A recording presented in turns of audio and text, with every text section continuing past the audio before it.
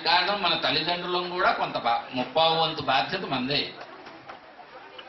ఎందుకని వాడికి అన్నం పెట్టేటప్పుడు కానీ వాడికి సంస్కారం నేర్పేటప్పుడు కానీ ముందు మనము సంస్కారవంతులం అయితే కానీ వాళ్ళకి నేర్పలేము. మనమే టీవీ పెట్టుకుని ఆ సీరియల్స్ చూసి కళ్ళనీళ్ళు పెట్టుకుని రేపటి సీరియల్లో ఏమైపోతుందో అని మనం బాధపడుతుంటే వాడికి ఎక్కడి నుంచి వస్తుంది ఆ సంస్కారం? అందుకే మీ అందరికీ గుర్తున్నాయో లేదో, చిన్నప్పుడు మా బామ్మగారు ఉండేది నాకు, మా నాన్నగారి తల్లి. మేము ఒక 10 మంది పిల్లలు ఉండేవాళ్ళం ఇంట్లో. 10 మంది పిల్లల్ని కూర్చోబెట్టి గోరుముద్దలు తినిపించేది. ఆ తినిపించేటప్పుడు అసలు ఆ ఎడ్యుకేషన్ ఏంటి, ఆ సిస్టమ్ ఏంటి, అసలు ఇప్పుడు ఆలోచిస్తే వాళ్ళు ఎంత ప్లాన్ చేశారా అనిపిస్తుంది.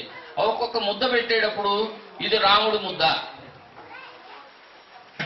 ఇది ఆంజనేయ స్వామి ముద్ద, ఇది సీత ముద్ద అని అసలు చిన్నపిల్లలప్పుడే మనకు తెలియకుండానే పాత్రల్ని పరిచయం చేసింది ఆవిడ. మెల్లమెల్లగా రాత్రి కూడా ఆమె దగ్గర పడుకున్నప్పుడు రామాయణంలో కథలు, భారతంలో కథలు ఇవి చెబుతూ ఉండేది, భాగవతంలో కథలు.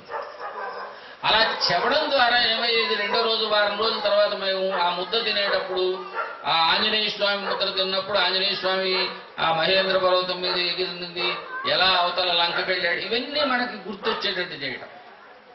అంటే ఒక కథని ఎలా ఇంట్రడ్యూస్ చేయాలి, మనస్సులో ఆ భావన ఎలా క్రియేట్ చేయాలి, అది చిన్నతనం నుంచే తల్లి పాలనించే ప్రారంభమవుతుంది. అది తల్లి యొక్క సంస్కారమే పిల్లలకి పరిపూర్ణంగా వస్తుంది.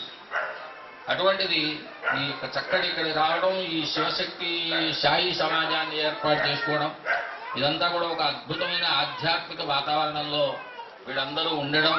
పక్కనే బాబావారి గుడి, సద్గురువు తెల్లవారు లేస్తే మార్నింగ్ లేవగానే సద్గురువు యొక్క పాదాలు దర్శనమవుతాయి. నాకు ఇంకొకటి ఈవెన్ చూసినప్పుడు నాకు ఇంకొకటి కూడా గుర్తొస్తుంది. పరమహంస గారి భార్య శారదామాయి. శారదామాయి పరమహంస గారు సిద్ధి పొందిన తర్వాత చాలా కాలం ఉన్నారు ఆవిడ. ఒక రోజున శారదామృతంలో ఆమె చరిత్ర చదువుతున్నప్పుడు వస్తుంది ఈ ఘట్టం. ఆమెకి ఒక శిష్యుడు, చిన్న పిల్లవాడు, అప్పుడప్పుడే దీక్ష తీసుకున్న పిల్లవాడు, ఒకరోజు శారదామాయికి కాళ్ళు పడుతున్నట్ట. ఆమె పడుకుని నిద్రపోతోంది. ఆయన పాదాలు పడుతూ ఆయన అనుకున్నట్ట, అందరూ ఈమెని లలితామాయి అంటారు కదా, ఆమె నిత్య యవ్వనవతి అంటారు కదా, ఈమె ఏమిటి ఈ శరీరం అంతా పొడిబారిపోయింది, శరీరం ముడతలు పడిపోయింది, మొహంలో కళలేదు, మరి ఇంత ఇదిగా ఉన్నది, మరి ఆమె అయి ఉంటుందా లేకపోతే ఆవిడే ఈమె అయిందా అని ఆ చిన్న శిష్యుడికి పాదాలు ఒత్తుతుంటే సందేహం కలిగిందిట.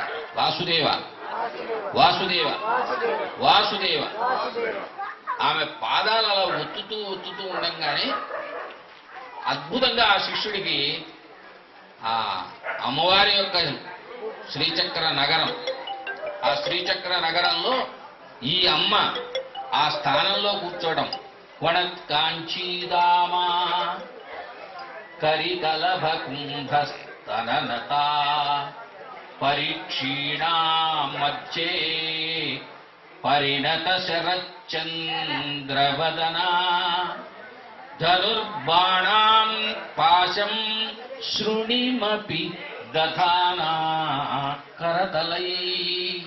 ఆ అమ్మవారి యొక్క సౌందర్యం, ఆ లలితామాయి యొక్క సౌందర్యం, ఆ చేతికి వేసుకున్న ఆభూషలు, శిరస్సున దాల్చినటువంటి ఆభూషలు, మరి కేయూరాలు, కాళ్ళకి బంగారపు కడియాలు, ఆ కాళ్ళకి వేళ్లకి మట్టెలు బంగారంతో, అవన్నీ కూడా అత్యద్భుతమైనటువంటి శ్రీచక్ర నగరంలో అమ్మవారి యొక్క దర్శనం అయిందిట. ఆ దర్శనంలో అక్కడ ఎవరున్నారంటే ఈవిడే ఉందిట. వాసుదేవ వాసుదేవ వాసుదేవ. కాబట్టి శరీరం క్షీణించిన శరీరం యొక్క ధర్మం అది, దాన్ని మనం ఏం చేయలేం. ఇది 30 ఏళ్ళు 35 ఏళ్ళ వరకు పెరుగుతుంది. షడ్భావ వికారాలు అంటారు. ఈ షడ్భావ వికారాలు దేహానికి ఉంటాయి. ఈ దేహం 6 రకాల వికారాలు పెరుగుతుంది, కొంత దూరం వెళ్ళిపోయిన తర్వాత మళ్ళీ డిటీరియోరేట్ అయిపోతుంది. కాబట్టి ఈ శరీరం యొక్క ధర్మం అది.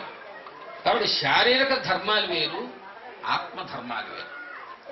కాబట్టి శారీరక ధర్మాలు ఎవరినైనా కూడా, ఎంత గొప్ప వ్యక్తినైనా, ఎంత మహాత్ముడినైనా, ఎంత కంచి పరమాచారి అయినా, ఎంత కింకాంగు దారాసింగునైనా ఆ శరీరం మనిషిని ఇది చేస్తుంది.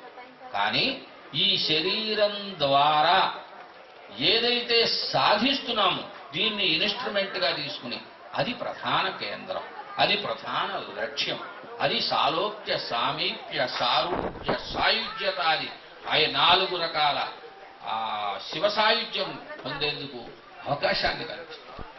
అట్లాగా ఈవేళ ఈమెను తలుచుకున్నప్పుడల్లా నాకు శారదామాయి శారదామృతంలో ఆ కళ గుర్తొస్తూ ఉంటుంది. ఈ తల్లి ఆ చక్కగా పరిపూర్ణంగా ఉన్నటువంటి ఆ శారదామాయి నేను ఆమెలో దర్శనం చేస్తూ ఉంటాను, నేను కానీ నా భార్య కానీ. కాబట్టి ఈరోజు ఆమె 80వ జన్మదినోత్సవం మనం అందరం పార్టిసిపేట్ చేయడం, ఆమెకి అందరూ కూడా చక్కగా ఈ భూమి మీదకి వచ్చినందుకు, ఆ తల్లి ఆ శ్రీమాయి ఇక్కడికి వచ్చినందుకు అన్ని రకాల పనులన్నీ చక్కగా పూర్తి చేసుకుని ఈవేళ 80వ జన్మదినోత్సవాన్ని జరుపుకుంటూ, మొన్న కూడా నాకు బాగా గుర్తు, ఎక్కడ మన వెంకట గారి 2వ అబ్బాయి వివాహం. ఆ వివాహంలో కూడా ఆవిడ కోలాటం వేసింది.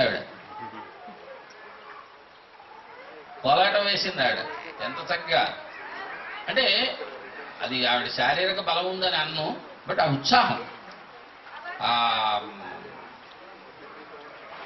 ప్రతి మనిషికి ఆ ఉత్సాహం కావాలి. ఆమె దగ్గర నుంచి నేర్చుకోవాల్సిందే ఉంది. ఇప్పుడు మనం 80 ఏళ్ళు వచ్చాయి ఆ తల్లికి, ఆ మహాతల్లి యొక్క ఆశీర్వాదం పొందడానికి వచ్చాం మనం.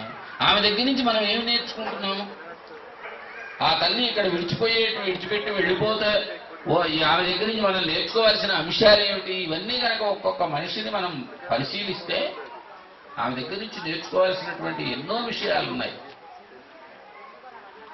ఇంతమంది ప్రేమను పొందగలిగింది అంటే ఆ వ్యక్తి ఇంతమందితో ఎలా ఉండి ఉంటుంది? ఒక వ్యక్తితో మనం ఉంటున్నామంటే ఆ వ్యక్తికి మన మీద ఉండాలిగా, మనకు ఆ వ్యక్తితో ఉండాలిగా ఈ అనుబంధం, ఆత్మీయత, ఈ బంధం. కాబట్టి నిజంగా నన్ను అడిగితే ఆవిడ యజమాన స్వరూపిణి. తిట్టవలసిన చోట తిరుగుతుంది, నేను అన్నాననే ఒక్కర్లేదు. కోపడాల్సిన చోట ఒరే భ్రష్ట అని అంటారు ఆవిడ, మెచ్చుకోవాల్సిన చోట మెచ్చుకుంటారు. ఒక మనిషిని మార్చాలి అంటే ఈ 2 ఉండాలి. అడ్మినిస్ట్రేషన్ చేసేటప్పుడు ఈ 2 లేకపోతే మనం దాన్ని ఆయన కోపడ్డాడండి అంటే చేయలే, చేతకాని వాడు ఇదవుతాడు. సో ఆ తల్లిని ఈరోజు మనం 80వ జన్మదినోత్సవ సందర్భంగా మనం అందరం ఇక్కడికి రావటం, నాకు కూడా మా అమ్మగారు కాలం చేసిన తర్వాత మళ్ళీ నేను మా అమ్మగారి కంటే ఎక్కువగా నేను ప్రేమించేటువంటి వ్యక్తి మా దంపతులు ఇద్దరం కూడా ఆ తల్లిని ఎప్పుడు ప్రతి క్షణం అనుకుంటాం మేము. కాబట్టి వాళ్ళు వస్తూ కూడా మేము అనుకున్నాం. ఆవిడ ఆ రోజు బుర్రకథ చేసే 78వ ఏట 3 years బ్యాక్ అనుకుంటాను బుర్రకథ చెప్పింది. మంచి సంస్కారవంతమైనటువంటి ఒక కుటుంబాన్ని తయారు చేసుకుంది ఆవిడ. ఇంకా ఇంతకంటే ఏ స్త్రీకైనా కావాలండి? ఒక స్త్రీకి కావాల్సింది ఏంటి చెప్పండి? ఇంతకంటే ఎవరికి అక్కర్లేదు నన్ను అడిగితే. నా ఉన్న చిన్న పరిజ్ఞానంలో ఒక స్త్రీమూర్తికి కావలసినటువంటి పరిపూర్ణమైనటువంటి దాన్ని ఆవిడ పరిపూర్ణంగా అనుభవించింది. ఆవిడ కష్టము, నెగిటివ్, పాజిటివ్ అనేది ప్రతి వ్యక్తికి రూపాయి కాసుకి అటు ఇటు ఎలా ఉంటాయో ప్రతి వ్యక్తిలోనూ ఉంటాయి.